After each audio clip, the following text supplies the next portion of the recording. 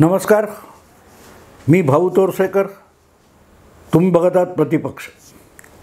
मित्रांनो, एक गोष्ट स्पष्ट आहे, यंदाची लोकसभा निवडणूक ही महाराष्ट्राच्या 48 लोकसभा मतदारसंघात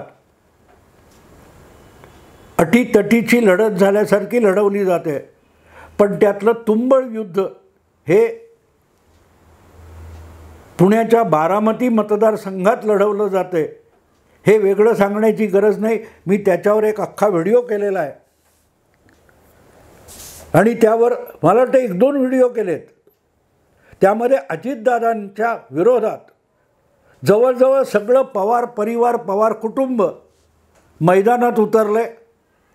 अजितदादांच्या भाषेत सांगायचं तर आपण इतक्या निवडणुका लढवल्या बारामतीतून, लोकसभा असेल किंवा विधानसभा असेल, तेव्हा आमच्या परिवारातले किंवा पवार कुटुंबातले जे लोक कधी त्याकडे ढुंकूनसुद्धा बघत नव्हते, असे लोक पण गेल्या काही दिवसात पायाला भिंगरी लावल्यासारखे गरगरा गरगरा गरगरा बारामतीच्या सगळ्या चुनाव क्षेत्रामध्ये फिरतायत.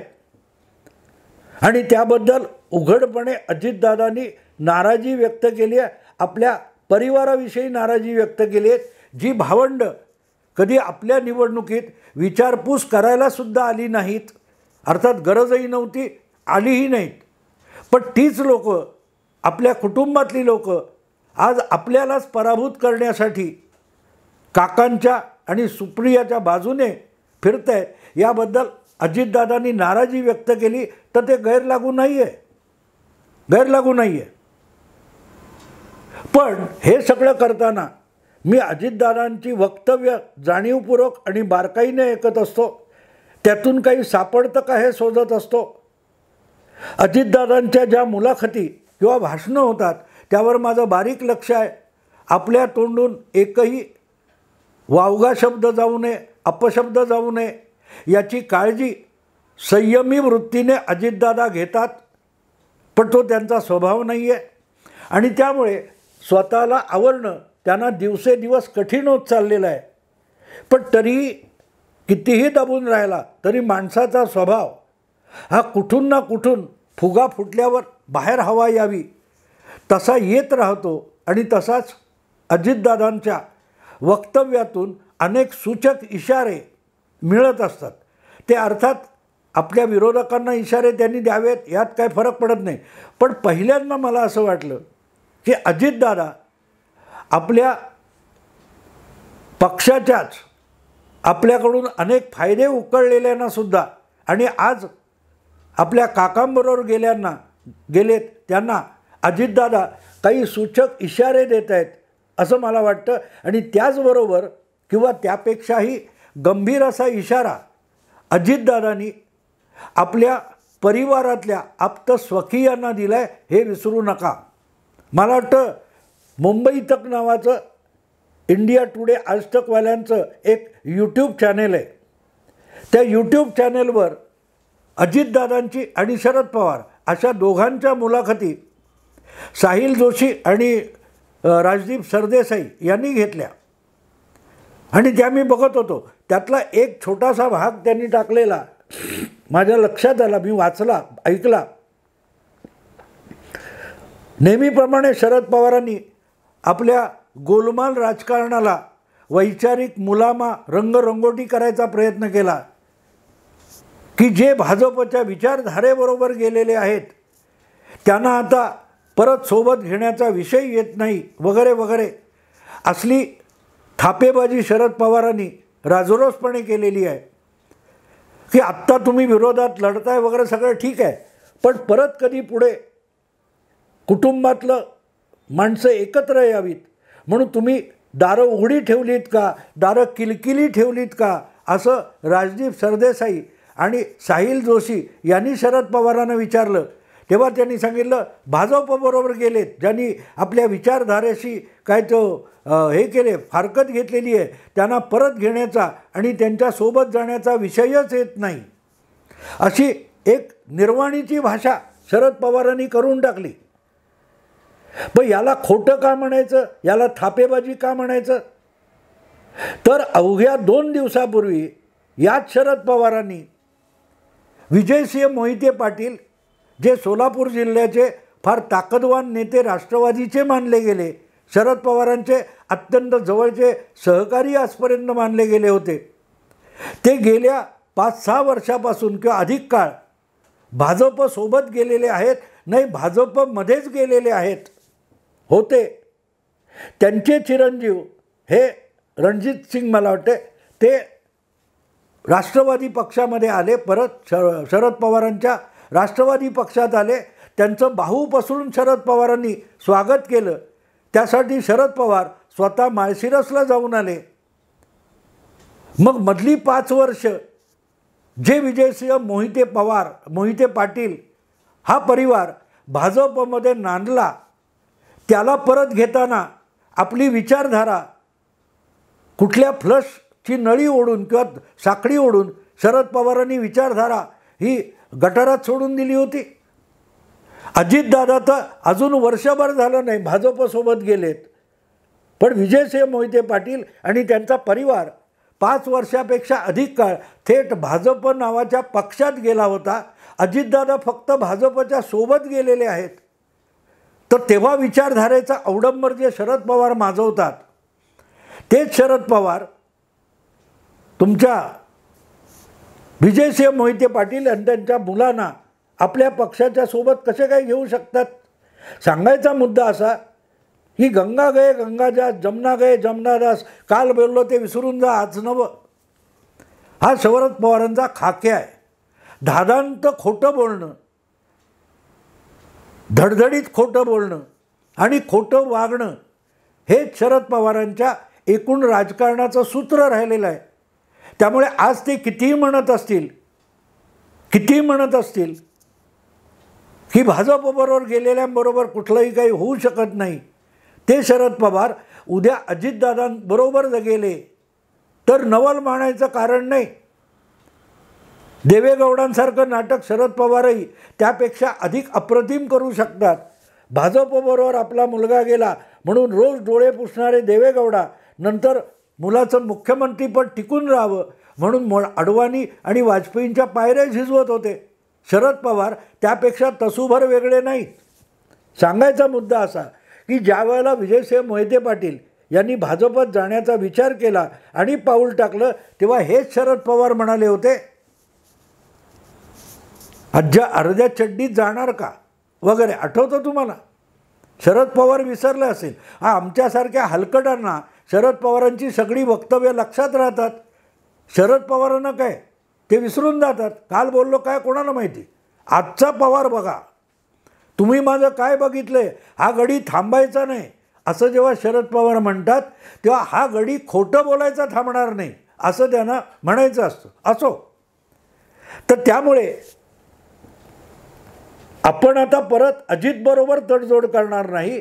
हे शरद पवार कितीही बोलत असले तरी त्यामध्ये स्वार्थ दिसला तर टुणकण उडी मारून त्यालाही एक वैचारिक मुलामा शरद पवार फासू शकतात. 2014च्या विधानसभा निवडणुकीचे निकाल लागले तेव्हा भाजपला न मागितलेला पाठिंबा देणारे शरद पवार आज आठवतं ते कोणी विचारतं शरद पवारांना? समोर चमचेगिरी करायला बसलेले कधी विचारणार नाहीत. पण तेव्हा शरद पवार काय म्हणाले, महाराष्ट्राला मध्यावधी निवडणूक परवडणार नाही म्हणून स्थिर सरकार देण्यासाठी आम्ही भाजपला बाहेरून पाठिंबा देतो. 2 महिन्यात तो पाठिंबा न दिलेला काढूनसुद्धा घेतला. सांगायचा मुद्दा असा की त्यानंतर 5 वर्षांनी भाजप शिवसेनेत दुफडी माजावी, शत्रुत्व निर्माण व्हावं म्हणून तो खेळलेला डाव होता. अशी पलटी शरद पवारांनी मारली. मला हे कळत नाही की नितीश कुमार अजूनही शरद पवार हेच माझे ओरिजिनल गुरु आहेत असं का म्हणत नाहीत. असो, तो वेगळा विषय, आपण तो बाजूला ठेवू. आज प्रश्न असा आहे की ज्या दोघा पत्रकारांनी शरद पवारांची मुलाखत घेतली, तेच 2 पत्रकार नंतर अजितदादांशी सुद्धा बोललेले आहेत. आणि अजितदादानं जेव्हा हा प्रश्न की नंतरच्या काळात दोन्ही पवार आणि सगळं पवार कुटुंब एकत्र होईल का असा प्रश्न विचारला, तेव्हा अजितदादांनी कुठलीही पळवाट शोधली नाही. त्यांनी राष्ट्रवादी काँग्रेस म्हणजे काय, शरद पवार ज्याला फार मोठा वैचारिक रंगरंगोटी करतात, मेकअप करतात पुरोगामित्वाचा, तो शरद पवारांचा पक्ष हा कसा सत्ता लोलूप आणि ढोंगी होता आणि आहे हे अजितदादांनी फटकळपणे राजदीप आणि साहिल जोशीला सांगून टाकलं. स्थापन झाल्यापासून म्हणजे 1999 पासून राष्ट्रवादी काँग्रेस पक्षाला आणि कार्यकर्त्यांना सत्तेसोबत राहायची सवय आहे. आपल्या मतदारसंघात, आपल्या कार्यक्षेत्रात विकासाची आणि जनतेची कामं करायची असतील तर सत्तेबरोबर राहावं लागतं. ही राष्ट्रवादी काँग्रेस शरद पवार यांची विचारधारा आहे. राष्ट्रवादी काँग्रेस पक्ष म्हणजे काय याचं सार अजितदादांनी अत्यंत सुस्पष्ट भाषेत सांगितलं की राष्ट्रवादी काँग्रेस पक्ष म्हणजे शरद पवारांच्या विचारांनी चालणारा जो पक्ष आहे, संघटना आहे, ती सत्तेपासून दूर राहू शकत नाही. शरद पवारांनी आपल्या पाठीराख्यांवर आणि कार्यकर्त्यांवर केलेले संस्कार म्हणजे सत्तेला चिकटून राहणं, सत्तेच्या आश्रयाने जगणं, सत्तेच्या आश्रयाने आपलं काम करणं म्हणजे राजकारण, ही शरद पवारांनी दिलेली शिकवण आहे, केलेले संस्कार आहेत. आणि त्यामुळे आमचे कार्यकर्ते सत्तेपासून दूर राहू शकत नाहीत इतक्या स्पष्ट भाषेत अजितदादांनी ह्या मुंबई तकला दिलेल्या मुलाखतीत कौटुंबिकरित्या एकत्र येण्याची शक्यता काय याचा खुलासा केला. आणि तो खुलासा करताना अजितदादांनी दबलेल्या शब्दामध्ये किंवा दबलेल्या आवाजामध्ये पवार परिवारातल्या तमाम लोकांना एक सांगितलं, कालपर्यंत गेल्या 30-40 वर्षामध्ये पवार कुटुंबाची जी प्रचंड आर्थिक आणि औद्योगिक भरभराट झाली ही सत्तेच्या आधाराने झालेली आहे. विरोधी राजकारणाचा संघर्ष करून पवार कुटुंबाची, पवार परिवाराची कुठचीही आर्थिक भरभराट झालेली नाही. आणि त्यामुळे ही आर्थिक भरभराट जी काकांनी करून दिली असं सांगितलं जातं, ती काकांनी नव्हे, काकांनी सातत्याने सत्तेशी केलेल्या तडजोडीमुळे ही आर्थिक भरभराट झालेली आहे, ज्याचे सगळे फायदे पवार परिवाराने सातत्याने घेतलेले आहेत. आणि आज त्याच विचारधारेनुसार मी भाजपसोबत म्हणजे सत्तेच्या सोबत आहे. त्यामुळे उद्या जर सत्तेचा विजय झाला म्हणजेच अजितदादा, सुनेत्रा पवार यांचा विजय झाला तर ते सत्तेबरोबर आहेत. म्हणून उरला सुरला पवार परिवार आपल्या पवार पक्ष परिवाराच्या प्रमुखाला वाऱ्यावर सोडून अजितदादांच्या गोटात दाखल होईल, असाच अजितदादांच्या शब्दांचा अर्थ किंवा सार आहे. शरद पवारांचे पाठीराखे, अनुयायी, सहकारी यांना शरद पवारांनी सत्तेची चटक लावलेली आहे. ते सत्तेच्या बाहेर थांबू शकत नाहीत. तेव्हा शरद पवारांनी संघर्षाची कितीही नाटकं करावीत. लोकसभा निवडणुकीत बारामतीमध्ये सुप्रिया पवार यांचा पराभव झाला आणि सुनेत्रा पवार यांचा विजय झाला की ती पहिली खूण असेल की शरद पवारांची सत्ता फिरवण्याची किमया संपली. त्यामुळे आर्थिक आणि औद्योगिक आणि व्यापारी पातळीवर ज्या ज्या पवार मंडळींनी फायदा उचललेला आहे त्यांना आपल्या पायाशी यावं लागेल. हाच अजितदादांच्या त्या सांकेतिक शब्दाचा अर्थ आहे. आणि म्हणून मी असं म्हणतो की अजितदादांनी एक प्रकारे सौम्य भाषेत आणि सभ्य शब्दामध्ये आज अजितदादांच्या विरोधात पायाला भिंगरी लावून गरगरा काकांच्या मागे फिरणारे आहेत जे पवार, त्यांना इशारा दिलाय की आज माझ्या विरोधात फिरताय, पण एकदा मी उद्या जिंकलो, माझी पत्नी बारामतीची खासदार झाली, मग तुम्हाला सत्तेच्या वळचणीला यावं लागेल. तेव्हा काका आयुष्यभर काकांनी दिलेले फायदे, आयुष्यभर काकांनी दिलेले छत्र हे सगळं तुम्ही उचलून खुंटीला टाकणार आहात. युगेंद्र पवार असतील, श्रीनिवास पवार असतील किंवा उरलेले जे कोणी पवार कुटुंबीय आहेत, यापैकी कोणालाही काकांची कसलीही कदर नाही. आपापल्या मतलबासाठी ह्या लोकांनी काकांची जवळीक ठेवली आहे आणि दाखवत आहेत. एकदा यापुढे काकांचे चेक कुठल्याही बँकेत चालत नाहीत याची खातरजमा 4 जूनला निवडणूक निकालातून झाली की या सगळ्यांना अजितदादाच्या पायाशी लोळण घ्यावी लागेल, असंच अजितदादांनी मुंबई तकला दिलेल्या मुलाखतीमध्ये स्पष्ट शब्दात सांगितलेलं आहे. अजितदादांनी त्यात पवार परिवार, पवार कुटुंबीय, आपली भावंड असले शब्द वापरलेले नाहीत. पण पवार परिवार आणि राष्ट्रवादी काँग्रेस पक्षाचे कार्यकर्ते यांच्यामध्ये किंचितही फरक नसतो. पवार परिवार म्हणजेच राष्ट्रवादी काँग्रेस पक्ष आणि त्यांची मानसिकता आहे. आणि त्यामुळेच एकदा शरद पवार कुठच्याही बाजूने सत्तेत येण्याची शक्यता संपलेली दिसली की पवारांकडे उरलेले सोकॉल्ड निष्ठावंत आपापल्या मालमत्ता, आपापली पापं झाकण्यासाठी, वाचवण्यासाठी अजितदादांच्या पायाशी येणार याची या पुतण्याला प्रचंड खात्री आहे. कारण मी म्हणेन की त्याच पुतण्याला, अजितदादांना आपल्या काकांच्या सत्तेचं आणि यशाचं खरं रहस्य गवसलेलं आहे. सत्ता म्हणजे शरद पवार. 4 महिन्यापूर्वी सोनिया गांधींना परकीय नागरिक म्हणून पंतप्रधान होऊ देणार नाही अशा वल्गना करणारे शरद पवार अवघ्या 4 महिन्यात महाराष्ट्रात सत्ता परत मिळत असेल तर काँग्रेसबरोबर आघाडी करून विलासराव देशमुख यांच्या मुख्यमंत्रीपदाला शरण गेलेले होते.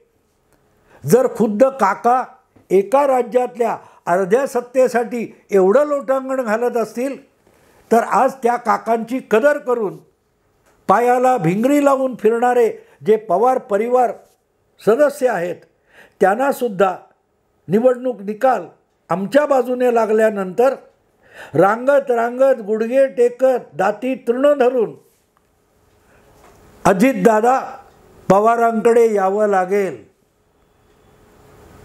हा गर्भित इशारा आहे म्हणतात. इतर वेळ असती तर अजितदादा यापेक्षा अधिक कठोर शब्दात आणि ओरबाडून काढणाऱ्या शब्दात बोलले असतील.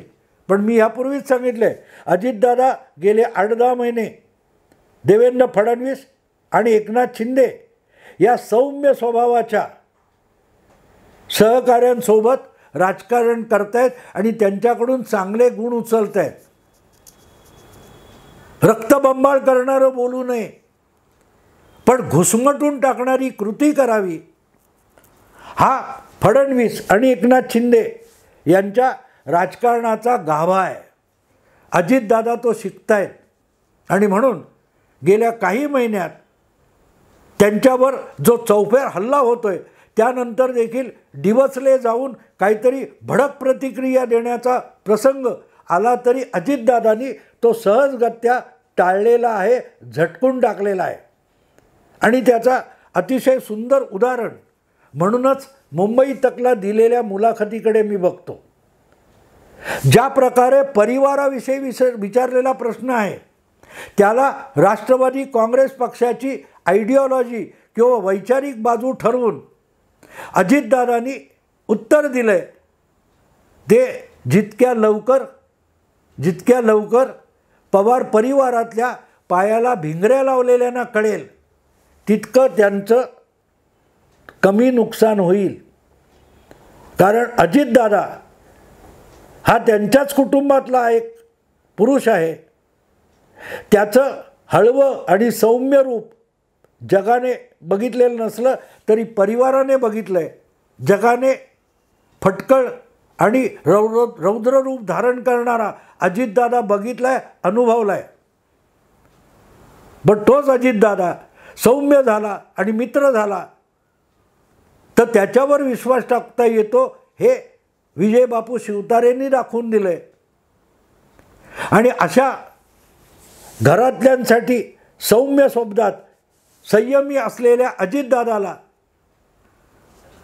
रौद्र रूप धारण करण्याची पाळी आणू नका, हाच अजितदादांनी या मुलाखतीतून दिलेला इशारा आहे. असं म्हणतात, समजने वाले को इशारा काफी होता है. पवार परिवारात परिस्थितीला शरण जाणं हा शरद पवारांनी निर्माण केलेला विचार आहे. आणि तो विचार मला वाटतं अजितदादांना सर्वाधिक कळलेला आहे. आपल्या आप्तस्वकीयांना आणि भावंडांना अतिशय सूचक भाषेत तोच इशारा अजितदादांनी दिलेला आहे. बघू काय होतं. आत्ता इथेच थांबतो. आवडलं लाईक करा, शेअर करा, सबस्क्राईब करा. नमस्कार.